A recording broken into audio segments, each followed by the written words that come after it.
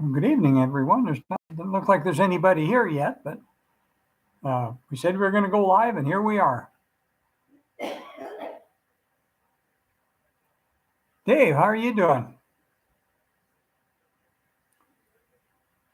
I figured you'd be around. Appreciate you dropping by.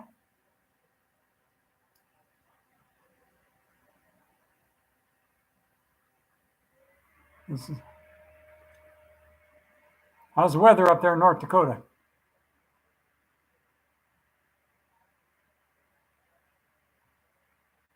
Hello, Mike. You're here too.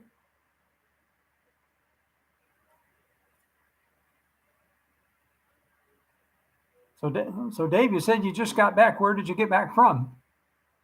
Oh, 40s. That's not bad for February in Bismarck. Not bad at all for February in Bismarck.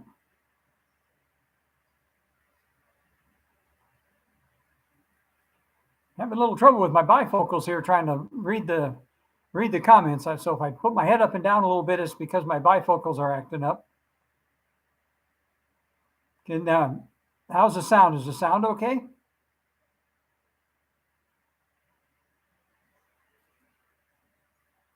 Dave or Mike, can you hear me all right?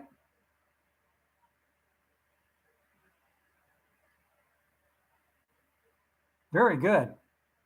Very good. A couple weeks ago, I ran a little bit of a dry run in the middle of the night on this just to see if it was going to work, and it seemed like it. Very good. Hi, Linda. Welcome. Appreciate it.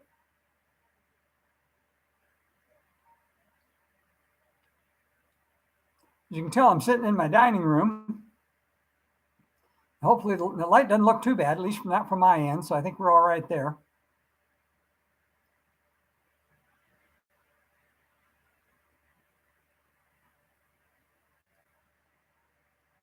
Yeah, it was right around 60 degrees here today. It was just blue sky, and it was just pretty much perfect.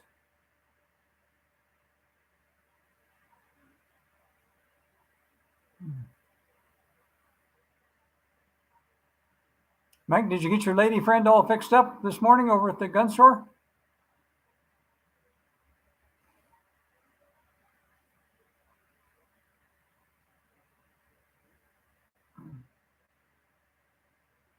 I ran into my friend Mike this morning. I had to stop by the local gun store for something, and he was in there, and hadn't seen him in a while.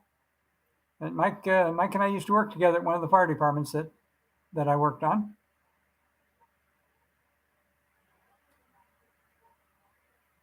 Very good. Very good. She put a box through her new gun. All right.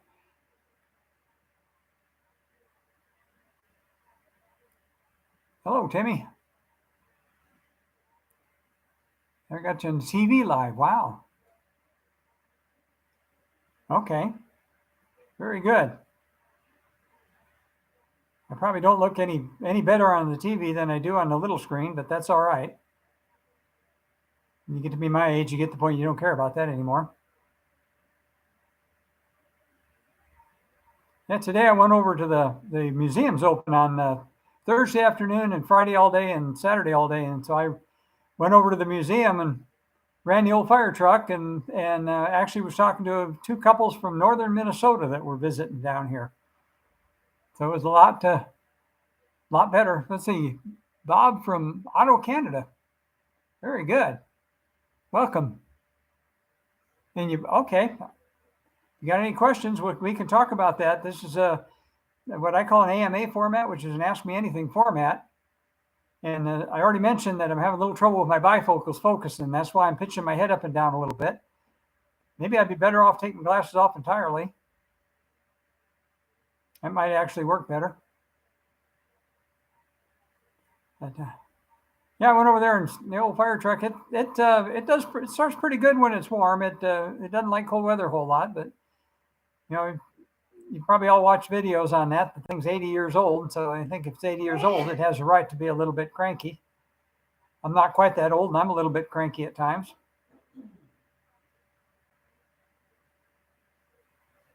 My senior female and van life video boy, that thing's taken off. It's pushing right around 28,000 views this evening, if it hadn't got there already. Lots of comments, lots of likes, a few dislikes, but about 99% of the likes or dislikes have been likes, thumbs up, and that's been kind of an interesting experience, and kind of interesting how some people will read into that stuff that's not really there. I certainly didn't mean any disrespect to anybody, but there's a couple of them a couple of those, I presume they're ladies that responded back to me that they act like they didn't kind of like it much. And I thought that was kind of funny in a way. And Linda copied on one of them that she commented on one of them that the gal decided to roast me and asked me how the devil did I know what I was talking about. And it was pretty funny, actually.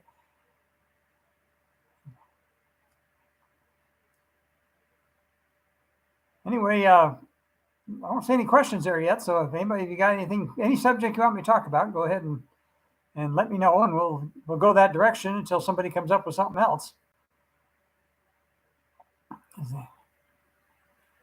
I had if you watch the videos from over at the RTR and Schoolypalooza, I had kind of an interesting time over there, and I enjoyed it. It was a total change of pace for me, and just getting out and getting away. And I can say the dog didn't like the music all night. It thump, thump, thump. For some reason, it scared him. I don't know why. It didn't seem like it was that big a deal to me, but it scared the living daylights out of him. And instead of laying on his bed like he should have, he tucked himself way down in the bottom corner of the van by the back door and on plywood and rolled up in a little ball there. And he just didn't like that at all. So if I go back over there again, which I will at some point in time, I'll probably not take him along. But other than that, we did survive, and getting ready to go on a little trip down south to an event. I'll talk a little bit more about that.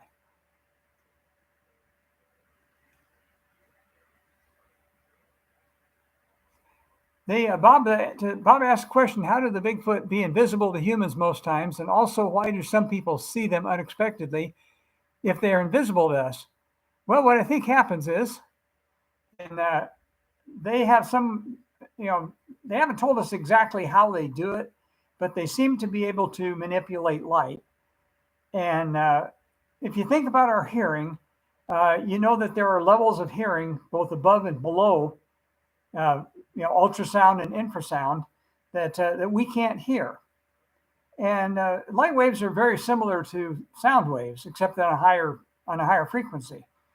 So we think what's going on there is that their vibrational intensity is a higher frequency than what we can see, and they have to consciously lessen or lower their vibrational intensity to allow us to see them. Like I say, that's the hypothesis we're working on right now, and they've never really clarified that to us. But what's kind of interesting about that is they appear to be able to target an individual. So if there's a group of people in one spot, they can show themselves to one person and not show them to the other. And I have a number of instances that I'm aware of where that's happened, including my partner Kevin's grandson. Kevin and his son and his grandson were all in one spot, and the little grandson could see him, and the rest of them couldn't. We're not quite sure how they do that. Maybe someday they'll tell us. Let's see. Sooner, JH Travels. John.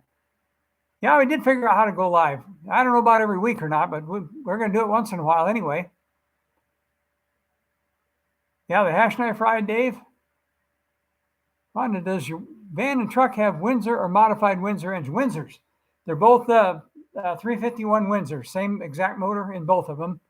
One has the old C6 3-speed automatic, my white truck does, and the van has the E4OD, which is the electronic overdrive transmission. But other than that, the motors are identical. Amazon just delivered 2 large boxes, mostly kitty litter. Okay. All righty. Very good, Linda. Go get that out of the rain. You say it's raining? Wow. it's been beautiful here all week, and maybe toward the end of next week we might end up getting a little bit of weather. My wife says I'm talking too loud, but I think I might have to talk a little bit loud because of the microphone on here. So if I'm talking too loud, somebody tell me, and I'll turn it down a little bit. You'll see her sneaking in the back corner here because this is a wide view on the camera.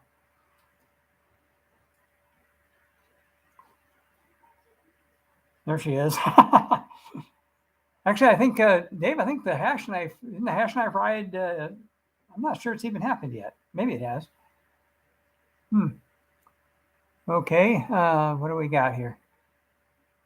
Anyway, going back to the appearing and disappearing. I've investigated stuff where people saw them and there was other people around who absolutely should have seen them. And for whatever reason, they didn't. And so we're not sure exactly how they're able to do that, but somehow they're able to control that somehow. And maybe someday they'll tell us, but up until now, they haven't done it. You'd think that if they showed themselves to one person, other people would be able to see it as well. And I have investigated stuff where that's happened, but I've also investigated stuff where somebody saw them right in the middle of a group of people where other people should have seen them, and for whatever reason they didn't. So it's snow on the ground in Pine this afternoon. I still got a little bit of snow on my bottom yard down here, the area that doesn't get any sun. Just a very, very little bit. It's almost all gone now.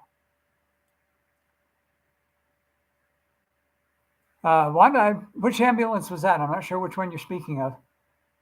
You're probably speaking of Happy's ambulance. Yeah, Happy's ambulance is pretty darn cool. Is that my friend Happy Rivera from Happy's Trails? Is that who you're talking about? He's another super guy. He's another retired firefighter, and if you haven't seen his website, go check him out. He might even come on here after a while. And if you go on there, if you type in Happy's Trails, what's going to do is it's going to take you to the Roy Rogers song Happy Trails, and you got to kind of work through that to get to Happy's channel. But his real name's Jason, but everybody calls him Happy, and it's always been that way. James, thank you. How you doing? I've looked at a couple of those modified ambulances, and the only thing, well, there's two things about like Happy's ambulance. I really love it, and I like the way that it's four-wheel drive and everything. The only issue I have with it is I'm too tall. I can't stand up in it. He's shorter than I am, so he can stand up in it, and I definitely want something I can stand up in. But other than that, he spent quite a bit of time and effort and money getting that thing converted to four-wheel drive. And he used an outfit, a four-wheel drive shop in Prescott, Arizona called Nichols Auto Fab, and they do quite a bit of that kind of work.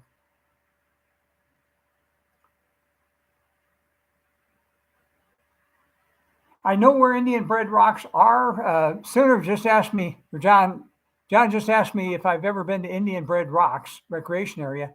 That's down near Bowie, Arizona, off of I-10. I know where it's at. I have not ever actually been there. I've been all around it, but I've never actually been to that one spot. Well, there's my partner, Kevin, Arizona Squatch. Hello, partner. Let me tell me if I'm doing anything right or doing anything wrong. Am I talking too loud? If I'm talking too loud, tell me and I'll quiet down a little bit. I never trust these microphones on the computers, and of course, I'm not used to doing this. I've been on a couple of Zoom calls, so I'm pretty sure I figured out how to run the thing, and I guess I'm live with y'all, so I figured that part out. I'm good, very good. Thank you, Kevin.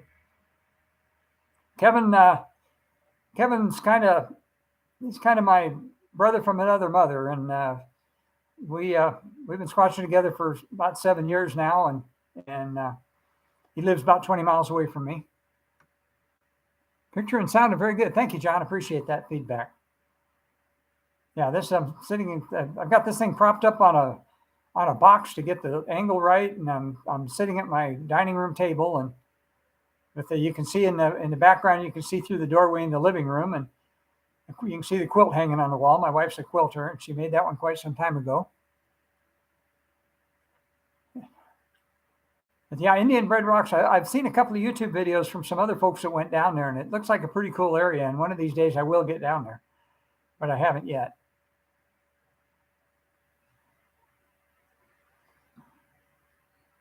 if you didn't watch the video, well, first of all, Kevin's channel is obviously Arizona Squatch. And so if you're interested in the Bigfoot thing, check that one out too.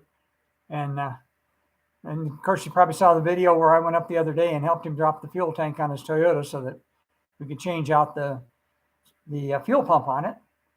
And turns out it had some other issues as well. And so maybe the fuel pump wasn't bad to start with, but we did it and it's done now. So heard Elaine and the son on Coast to Coast last night, lived in East Texas, had one male Bigfoot visit her property every night for 10 years, and she now lives in Colorado. Colorado's full of them. Hi, David. Is it true that Bigfoots can see the infrared from game cameras, which is one reason why they are never captured on film? I'm not 100% sure. I think they probably are watching when the cameras are put up, and they know that they're there, and they're super intelligent, they're super observant, and you can't get anything past them. You can't fool them. There's people do all kinds of stuff, and whether they see the infrared from it or how they know they're there, I don't know. They don't like cameras. We asked them why they don't like cameras, and they basically said they had rules against that. And we had an elder speaking with us at Crazy Town one night, and we asked if you have rules against that, who made those rules?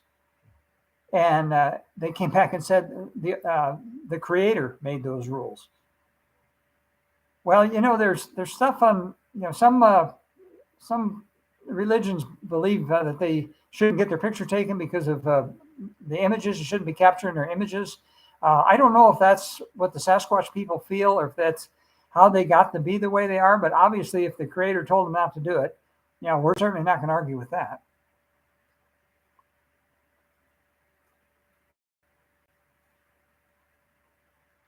Yeah. Kevin says the time they saw my camera on it at the van in Crazy Town. And the story behind that was I ran a dash cam in my van for a while. And one of the trips to Crazy Town, when it's one of those that plugs in the cigarette lighter. And when I pulled in and parked, I forgot to unplug it. It was during daylight, of course.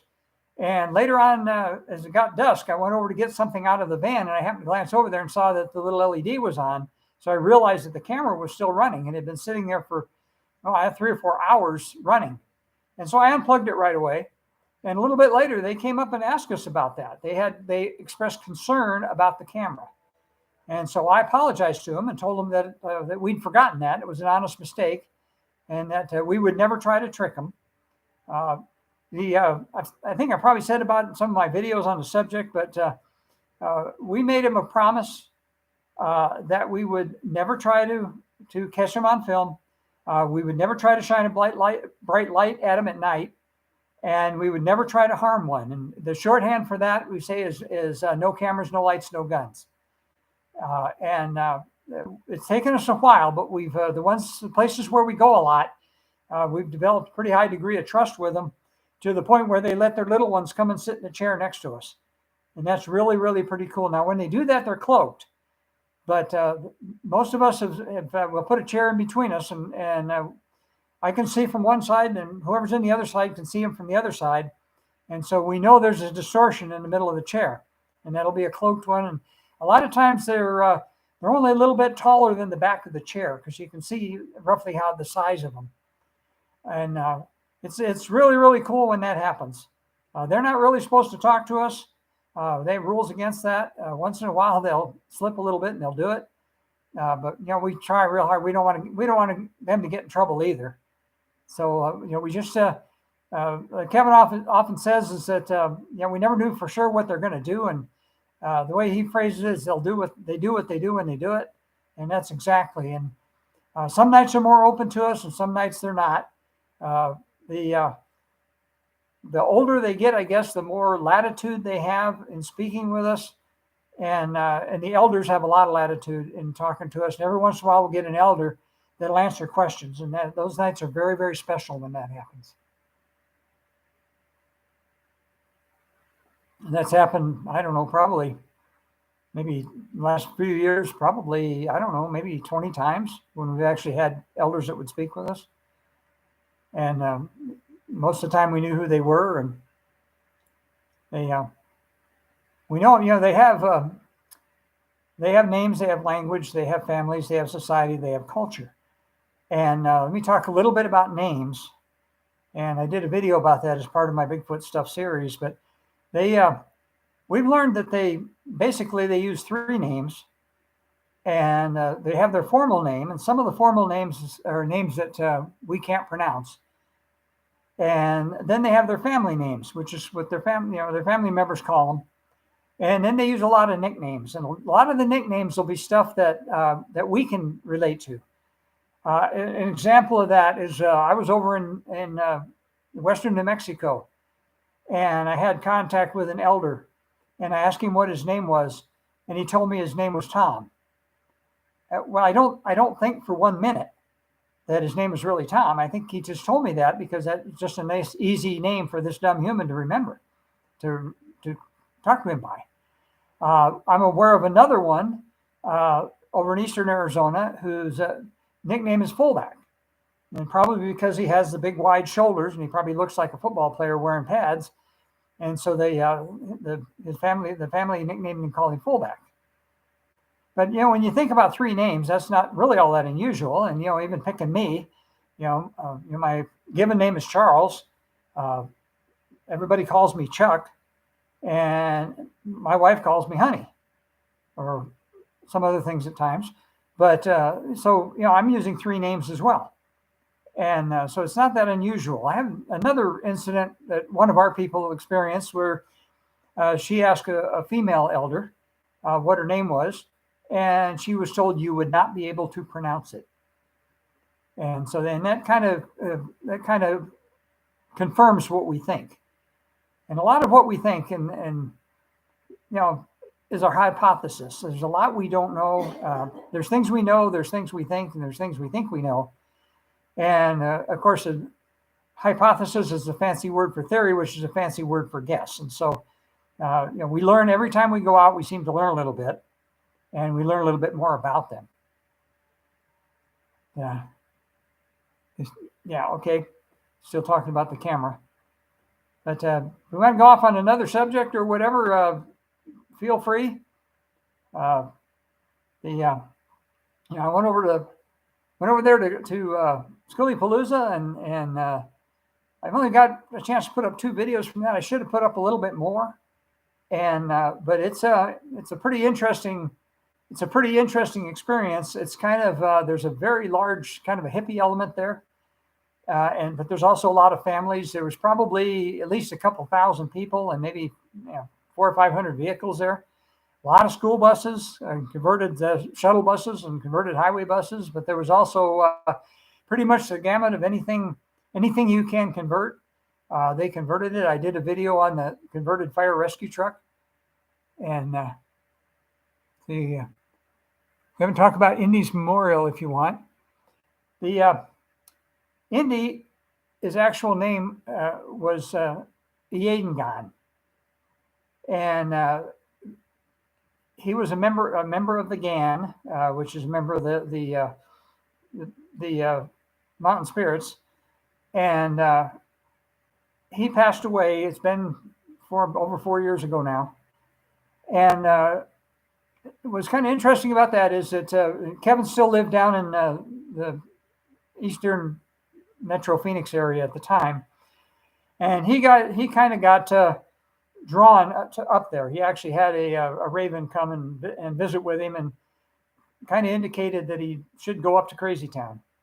I also it's probably mind speak, but it was kind of one of those things where all of a sudden I had a thought pop into my head from nowhere that wasn't mine, which is how mind speak shows up a lot of time, that we need to go over there as well. And so when I talked to Kevin said, yeah, we need to go over there. So there was actually 4 of us.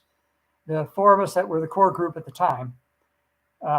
And we went over there, and the first night we were there, we had quite a bit of activity, but they also told us that something special was coming the next night. And we had no idea what that was, but we were all for that. And so the next night, right about dusk, all of a sudden we realized that there was a lot of them around us. I mean, a lot of them. Probably, 30 or 40 of them. They were all cloaked, and they were standing about 3 feet apart, about 4 or 5 rows deep in a big circle around the 4 of us. And we were sitting around the campfire ring, but we did not have a fire going. And this was right at dusk. There was still a little bit of light yet. It wasn't dark yet. Well, what ended up happening is they said they told us that there were representatives there from 6 places where Kevin had done research, and so there's a total of 12 of them, plus a 13th one, which we found out later was Eadongon's older brother. His name is Relk. And anyway, all of a sudden the mood got really, really somber, and you could feel it in the air, and it was just really quiet. It was dead quiet. There was not a sound. And they told Kevin that Eadongon, who he referred to as Indy, he allowed him to call him by his nickname, was Indy. Anyway, he had passed away. And so when Kevin said that, and Kevin was quite distraught when they told him that. And so I said, can you tell us what happened? And they came back and said it was his time. And so then I asked, can you tell us how old he was? And they said he was 225. Well, then they opened up and they allowed all 4 of us to feel their collective grief. And it was like somebody wrapped us in a blanket of grief. It was one of the most intense feelings I had ever felt in my life. And Kevin's here, and I don't want to embarrass Kevin, but Kevin's a pretty tough guy. He's been a lot of places, done a lot of things, but he started crying, and he actually got up and walked away from us because he was so overcome with emotion. And we felt it all as well, not to the extent that he did. But that was one of the most intense experiences that we have ever felt. And we asked, the area where Crazy Town is in a valley between 2 mountains, and there's family groups live on both mountains. And so we asked which family group it was, and they told us both of them were there. So like I said, we couldn't even count them. There were so many of them, but I'd say 30 or 40 of them, plus the 13 that were the group that came to notify and do the formal notification to tell Kevin what had happened. Well, one of the things that we did later on is Kevin took a piece of sandstone from up near another place we call Squatch Camp, which is where he first met Indy at, and where I first met him as well. And anyway, he carved out a outline of a Sasquatch, and we carved into it Indy. And if he was at that time, that was in 2020. So if he was 225 years old, that meant he was born in 1795.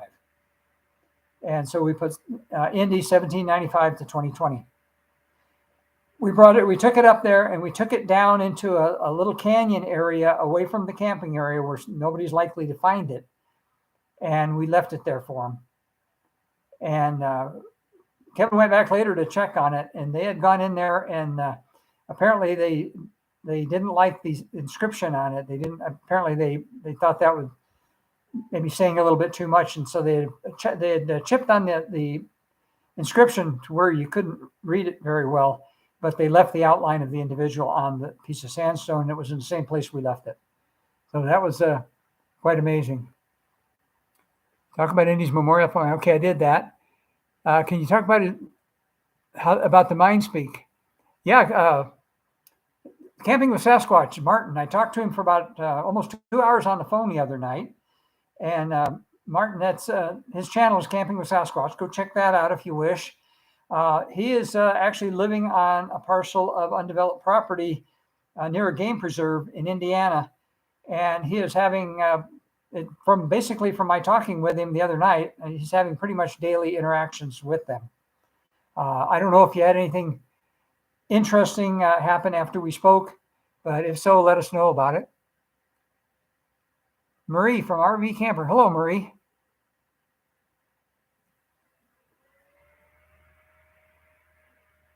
about how the mind speak started.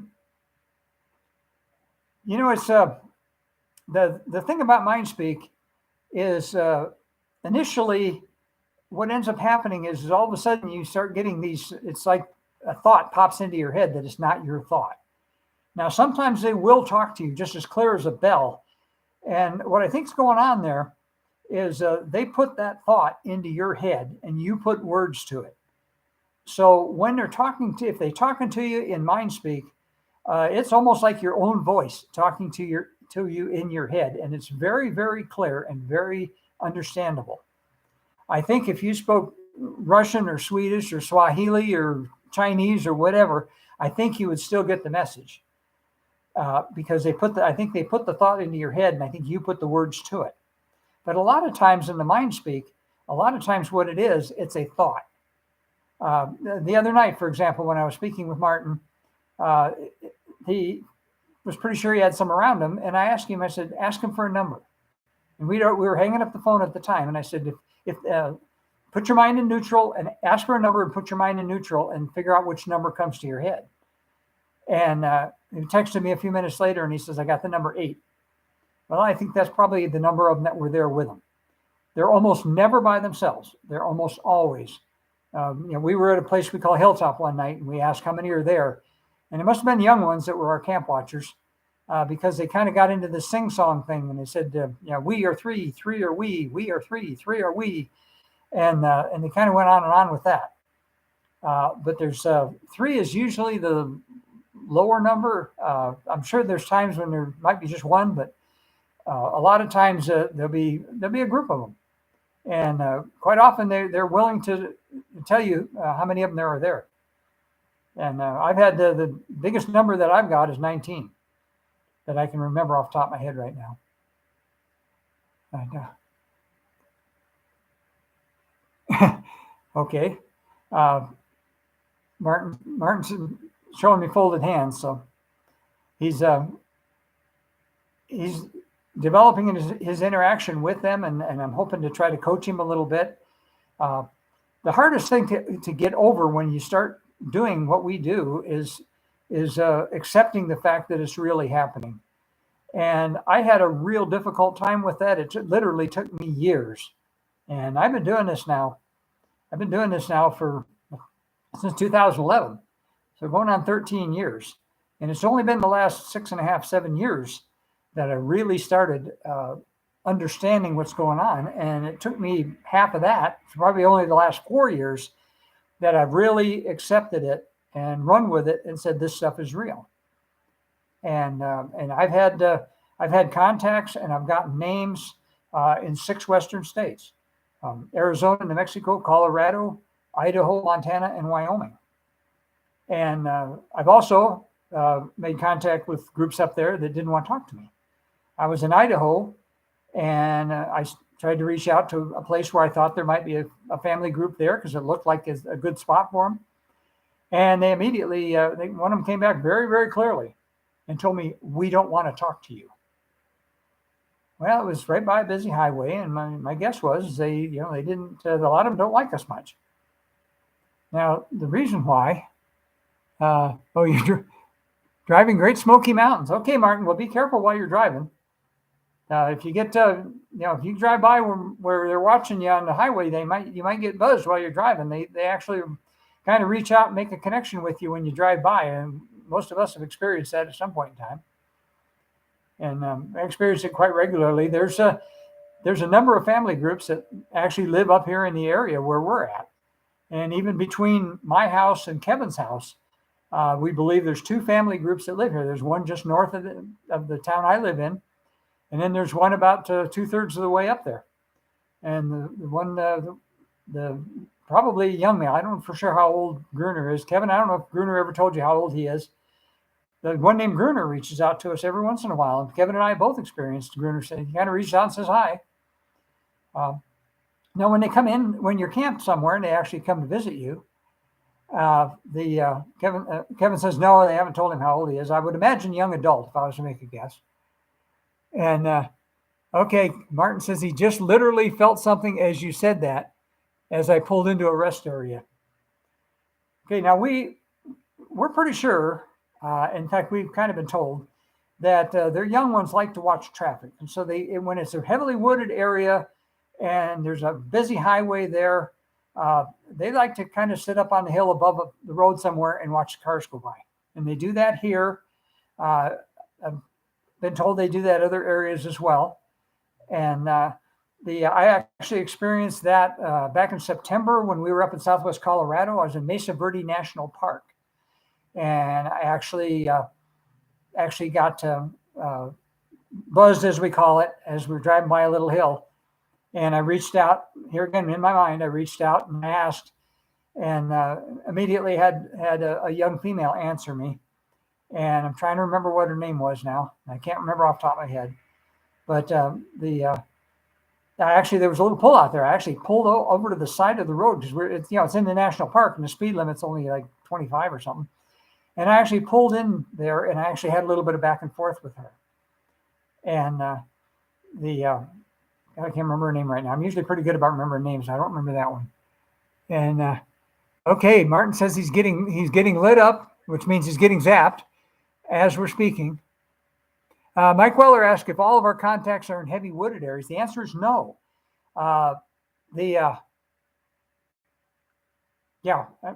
Kevin asked about, talk about the names that we were given. But let me answer Mike's question first. And if you've ever been over in Western Arizona, any of you are familiar with Western Arizona, between Parker and Lake Havasu City, there's an area called the Parker Strip that runs through right along the edge of the Colorado River below the Buckskin Mountains. And about halfway to Lake Havasu City, you cross the Bill Williams River, and then it kind of opens up to more open desert.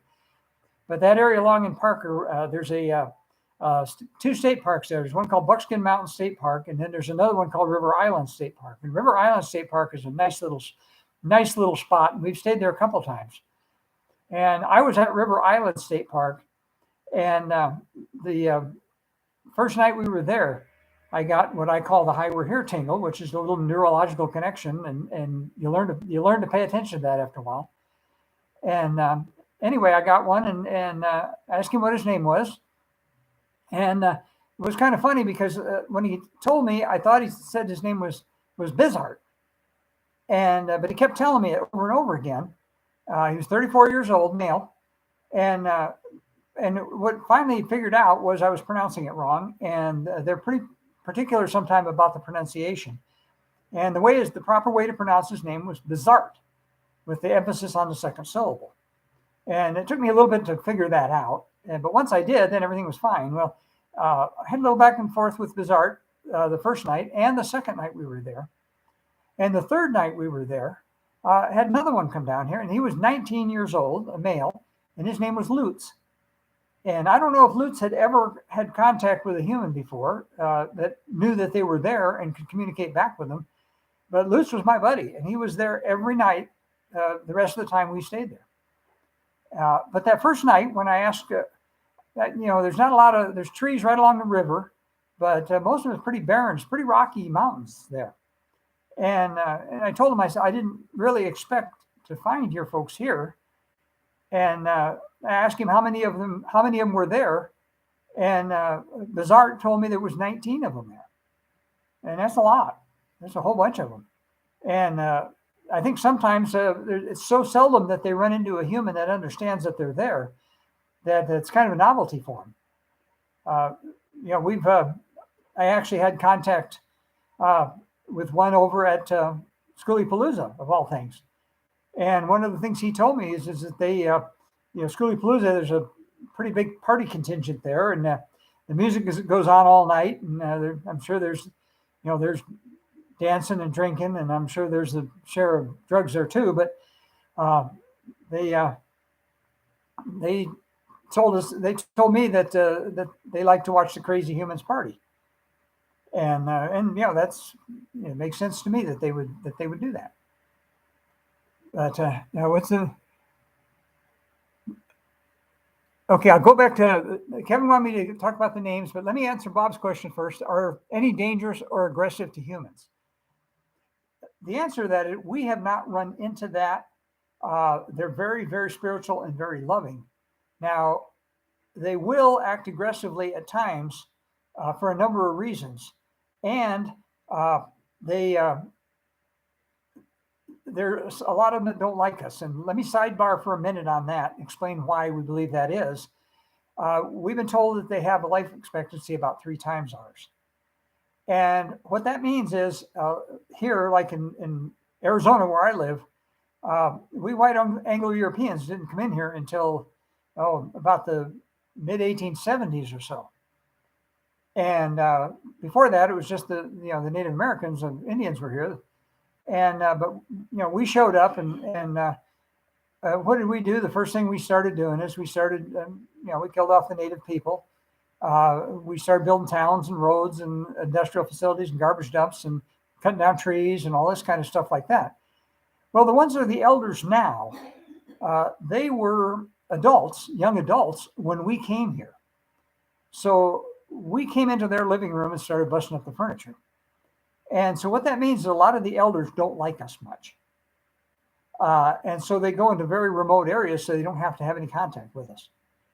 Now, the ones that have grown up with us being around, a lot of them are more tolerant, and the little ones love us. We're like endless entertainment to them. And they'll come up like little human kids. They'll come and stand right next to you. And, they're cloaked, but if once you train yourself what to look for, you can see them. But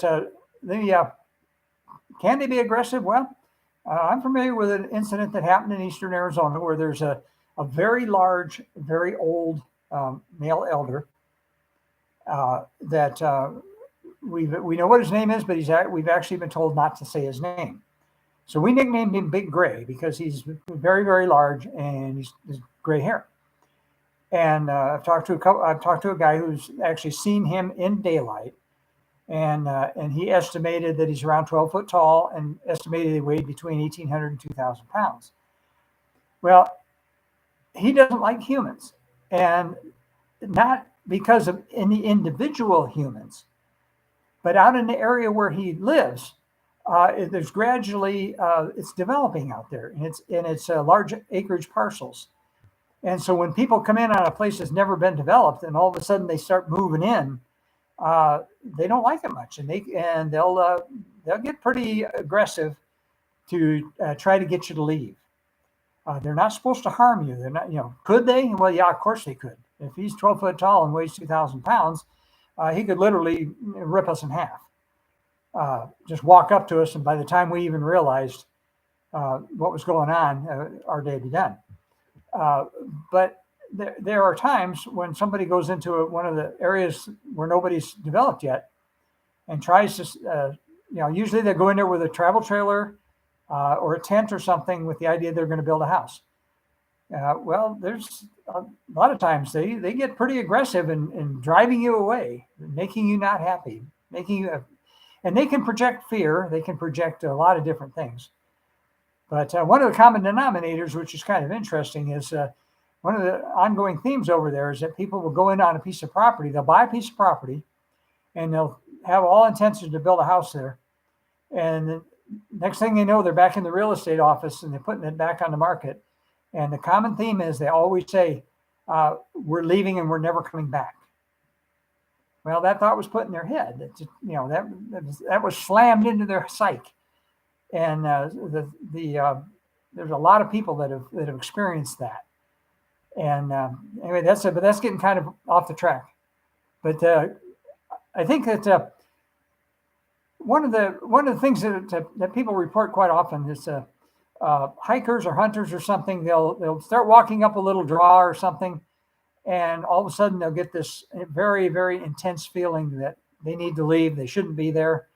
Maybe not. Maybe they don't get the voice in their head telling them to go, but they get this intense feeling of anger or evil or hatred, and that the idea is that they need to leave. And there's a number of reasons why they might do that. And one of them might be simply is that their family group is up there and they just don't want the human around. And so they basically turn on the intimidation. And once the human turns around and leaves, their job is done. And the other thing it might be is you might have just run into one that doesn't like people. There's a lot of them don't like us. And then the third thing, which is kind of interesting, is there might be a totally unrelated threat up there. There might be a mama bear with cubs or something like that, and they're running you out of there for your safety to protect you.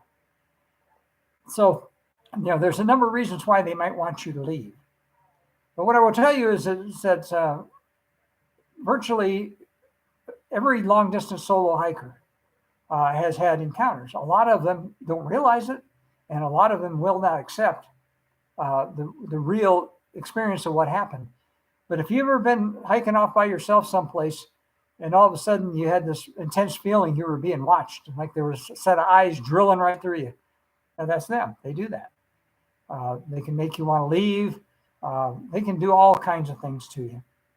Let me, okay, Bob, appreciate that. Kevin says wants us to talk about the names that we've been given. Well, when they first, it takes them a little while to decide whether they think you're okay or not, and they want to make sure that you're not a threat to them. They can actually do a neurological connection to you, and they can download you like a computer, and they'll know more about you than you know about yourself, and they can read your intent. So if you're going to go try to sneak out there and try to make contact with them with the idea that you were going to come back with your elephant gun and you were going to shoot one of them so that you get your 15 minutes of fame on CNN, they're going to know that. And they're going to know your intent, and nothing's ever going to happen. Or if it is, it'll be something you don't want to happen. You'll get screamed at, or growled at, or roared at, or something to voice their displeasure, but you'll never ever see anything. And but one of the next thing that'll happen is once they decide you're okay, then they kind of accept you. And when they accept you, and it may take a while. I'm sure it took a while before they accepted us. And part of the reason why they did accept us at the level they have was because, like I said earlier, the promise we made to them, that we would never try to harm them, we'll never try to take their picture, and we'll never try to shine bright lights on them. But anyway, once they do that, they kind of accept you, and then at some point in time, they tag you. And when they tag you, what that means, and we don't know how that works, but what that means is that the other ones know who you are.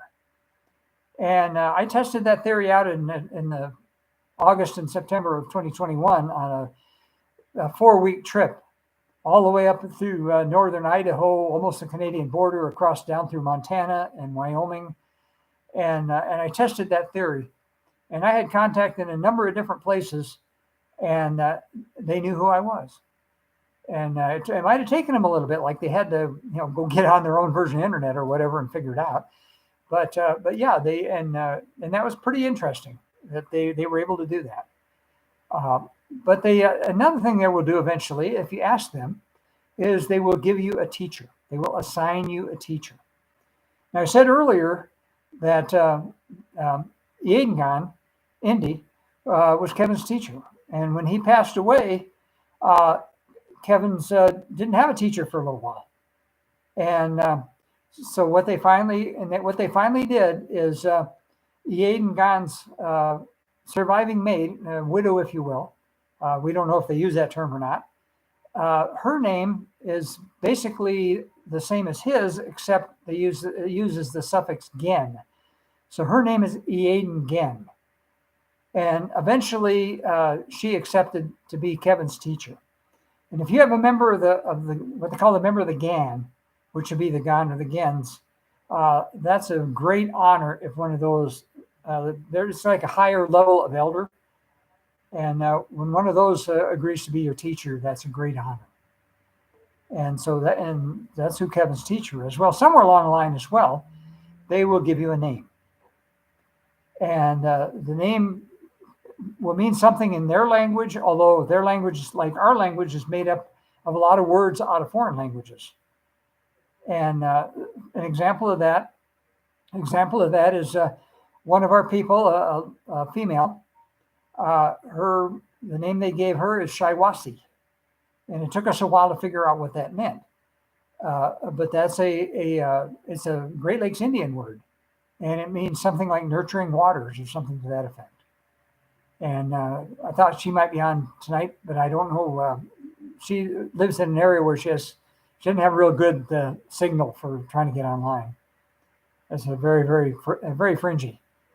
But we asked about names, and the name that they gave me was Wista. And we asked them what that meant, and that meant sage. So if they consider me as a sage, that's a great honor. And if you look up the definition of sage, it's a person of profound wisdom. And I don't look at myself that way, but if they look at me that way, I think that's a great honor. I feel very, very honored to that they gave me that name. Kevin's name is Hayate, and we tried to figure out what that meant, and it turns out that's a Navajo word, and it means searcher or scout, seeker, searcher, or scout. And Kevin has a friend who's Navajo that speaks the language, and actually contacted him and ran that by him, and that's how he found out what that meant. And Kevin's first encounter that he actually had was as a Boy Scout. And we don't know if the name they gave him relates clear back to that encounter he had as a Boy Scout. Back, Kevin, what was that, 82, was it? But anyway, that was the first encounter. And we found out later that was Indy that terrorized him that night. And, that a lot of times they just, they like the young, they're people, and their young ones sometimes will, they like to terrorize people just for the heck of it, and they'll intimidate people just for the heck of it. They'll come into your camp at 3 a.m. and scream bloody murder, and scare you, and I think sometimes they do that just for fun. They'll follow and scare young ladies, just messing with the girls. And we have some researchers that we know of that fit that category, and they've all had that experience where they've come in, just intimidated the heck out of them and scared them, and they some of the young males probably get a big kick out of doing that. I've investigated a large number of them where they were especially single solo female hikers that had all kinds of strange things happen.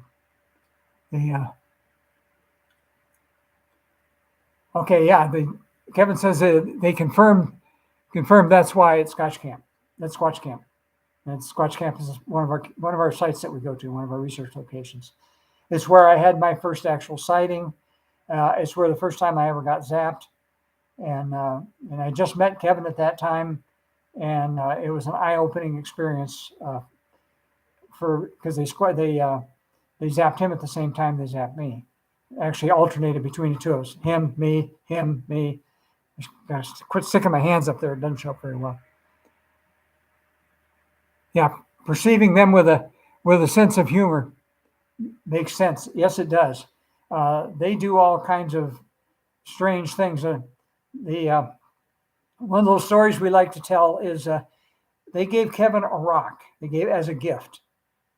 And the little rock, it's a little round black rock about maybe 2.5 inches in diameter and 3/4 of an inch thick. And they left it on the bumper of his pickup truck one night. And he found it the next morning. Well, where we were camped at, that was at Squatch Camp. And the dominant geology, I can't even talk tonight. Geology there is sandstone. This was a river rock. It was a black one. And it had scrape marks on it, which made me think that it probably was a tool used by prehistoric people, maybe to soften up animal hides or something. It's kind of what it looked like. It's the right size for a small hand to hold and scrape on an animal hide to soften it up and get the hair off of it. But anyway, Kevin has carried that ever since then. Well, we were down at Crazy Town, and we had Chris with us, and it was the first time Chris had come out with us. And Chris had recently experienced an industrial accident, and he basically had absolutely no use of his right arm. And so Kevin invited him to come up with us, and Kevin brought a big tent and extra cot, extra sleeping bag, the whole deal to take care of Chris, because Chris was pretty depressed at the time, and he might even be on here tonight. I haven't seen him yet. But anyway, Chris decided he wanted to go to bed. And when he went to crawl in the sleeping bag, here was this rock. And so he asked Kevin, he says, "Did you put this rock in my bed?" Kevin says, "No." And he said, "Let me see it." Well, it was Kevin's rock. Well, guess where it had been? It had been in the cup holder in Kevin's pickup truck. And they decided to prank us.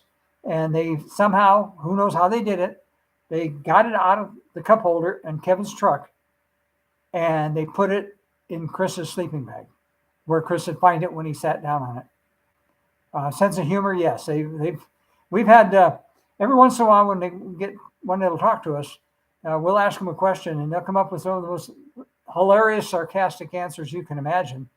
Because remember, they're smarter than we are, and so they every once in a while we'll ask them a question, and they'll come up with this, "Well, duh," answer to that, and we like to laugh about that. Yeah, Kevin says they laughed at him once when he fell on his butt. Yeah, they definitely have a sense of humor, and we've fallen victim of it a couple times. Another little story that happened over at Crazy Town, and just Kevin and I were the only two that were there, and we were standing out there one afternoon, and just out of nowhere, a bow out of a tree, out of a ponderosa pine tree, and it was kind of a U-shaped thing, and it fell right from above Kevin's head, and it landed right on his shoulders, where it kind of came around like this from behind his head around on his shoulders. And we were both wearing ball caps, and of course sometimes ball caps you can't see up, so I didn't see where it came from, but I did see it just before it got down Kevin's to hit Kevin. So as soon as it happened, of course, it scared the living tar out of Kevin, and because all of a sudden it was like somebody grabbed him, and he, like I said, scared the crap out of him. Yes, it did. And I caught just enough of a glimpse of it before it hit him that I knew what it was, and so as soon as it scared him, I started laughing because it was funny. And I'm quite sure that whoever did that, because we looked up and there was no broken tree limbs above him, and the wind wasn't blowing at the time. So apparently somehow that thing had gotten directly above him, and they dropped it in such a way that it kind of landed right around from his back, right around like this, like a horseshoe, and scared the living tar out of him. And I'm sure that they were back in the bushes laughing and high-fiving each other for a while over that one. But, and we've had them pull all kinds of pranks on us. And, usually when they do that, we get a big laugh out of it. And we tell them. Kevin had one happen here not too awful long ago where he was at his house. And he was out the back door in his backyard with his little dog, letting his little dog out to go potty before evening. And he heard his wife's truck start. The engine cranked over and the motor started. So he walked around. He didn't know why she would be out there that time of night starting her truck. So he walked around to see what was going on. Well, as soon as he got within sight of the truck, he didn't hear it anymore. He got up to the truck and the doors are locked. And so he goes in and asks his wife, were you just out there? No. Well, they mimic a lot of sounds. They're very, very talented at that. And they made that noise like the truck started. And they were doing that just to prank on Kevin. Okay, that's weird. Okay, here, Martin from Camping with Sasquatch. Okay, that's weird. I recently had a small U-shaped branch land right in my hands, and I had an umbrella over me, and there were no leaves in the trees above. 10-4, my friend, you know what happened there. They did that. That's their way of number one, letting you know they're there, and it's their way of kind of messing with you. So you hear a lot. Let me move off a little bit. You hear a lot of them screaming at people, growling at people, throwing rocks, breaking sticks, pushing over trees. We've all experienced that. However, when we're far enough along in our understanding of them, in our, I don't know if you want to call it a relationship or whatever you want to call it. They don't ever do that to us anymore. I haven't heard a wood knock sound or a stone click sound. I haven't heard one of those in a long time. Basically, what happens is that we know about what time they're going to show up, which is they usually show up in what we call the witching hour, and that's the time between the time the sun goes down and the time it gets dark in the woods. And they show up there, and we can feel them when they come in. We can sense it when they come in. And what we do is we just start talking to them. And we don't talk baby talk or talk like we're talking to our dog or anything, because they're smarter than we are and they deserve our respect. We thank them for coming. We ask them if they'll please, if they reach out and make that neurological connection. We tell them that thank you, and if you want to make that stronger, you can. And a lot of times they will make that stronger. And Kevin, I'm getting buzzed right now as we're speaking about this, and it's a little feeling in my temple right here. So it's like a combination of a pressure feeling and with a little electrical current feeling, and I'm feeling it right now as we're talking. So they know what we're doing, and believe as much of that as you care to. They need a better thumbnail. I'm good, but I need a better thumbnail to draw more viewers. Yeah, I'm an old guy. I'm not very photogenic, I guess, but somebody just texted me, so I don't know what that's about. It's interesting. Martin Camping with Sasquatch was talking about some of the stuff that he's experienced. Kevin says he's getting told that we need to make a trip to Crazy Town, a day trip. Oh, Martin sent me a picture of the branch. Okay, he texted me with a picture of that branch. Okay, I'll look at it here in a minute. But anyway, yeah, if Kevin's getting word that we need to go over to Crazy Town, then that's some point in time we need to go to Crazy Town. And they're talking just a day trip. That's interesting. Crazy Town, where I live here, I'm right about 5,000 feet, but we're kind of on top of a hill here. Crazy Town is 5,400 feet, so it's a little bit higher in elevation than it is here, but it's right in a canyon between two 7,000-foot mountains. So it stays a lot colder over there than it is here, and we've experienced that. I've talked about it in videos before. So anyway, I'm interested in that thing about better thumbnail. Because I've been doing thumbnails, and I've been putting text on my thumbnails, and that seems like that helps with people interested in what's happening. And I'm trying to work on making them interesting. And like I said at the beginning of this, it was pretty wild and crazy what's happened with this this last van life video that I did, with the van stuff video with the senior females in van life, and that's I'm sure that's past 28,000 views now in the last 3 or 4 days, however long I've had it up. It's brought me in over 500 new subs, and if any of you are here tonight from that group that just subscribed, thank you, and I appreciate you being here, and I appreciate all of you that have come here tonight. And let's see, what time is it? We've been up an hour already. So my target was to hold this to an hour. And you're talking about this one, okay?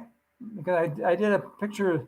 What did I did? It was the one that was up just before this thing started, was the banner on my homepage on my channel. And I guess I could have put something different up there, but that's what YouTube chooses to do. I didn't actually pick that. So anyway, Bob, thank you. Great chat. Really enjoyed it. I appreciate that. I think if it's okay with you, I think this one seems like it was pretty successful. We've been up here about an hour. And so I think I'll bid you all good night, and I appreciate you coming. And we'll do this again, and hopefully we'll have some other questions this time. Okay, was that Frogazon Button Up? That's an interesting name. I think I'm one of those, but I'm only 56 and have a 29-foot RV pulled by my Tundra. Well, I got a 30-foot trailer and it's pulled by my Super Duty, as well as my van. Bob says, I wish I could make a donation and buy you a coffee, but I can't find a donation button. I started this as a means to reach out and tell my stories, and I really had no or have no intention of ever monetizing. I'm never going to say never, but that's not really my goal. Like I say, I have enough subscribers now. I could if I wanted to, I guess.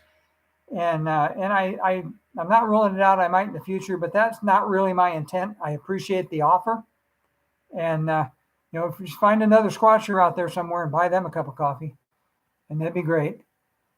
So, one subscribed after that video. Okay. Well, Bob, I appreciate you as well. And so I'll say good night to all of you. And like I always say in my videos is take care of each other and love each other, and take care of yourself. You're the most important person in your life. And sometimes we tend to neglect ourselves.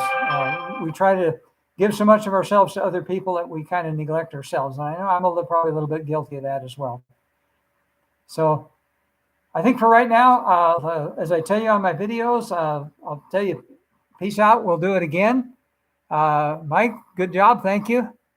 Bob, I thank you again. And I'll be putting up some videos. And as the truckers always used to say, I guess we'll catch you on the flip flop. And so good night to all of you. And once again, thanks for coming.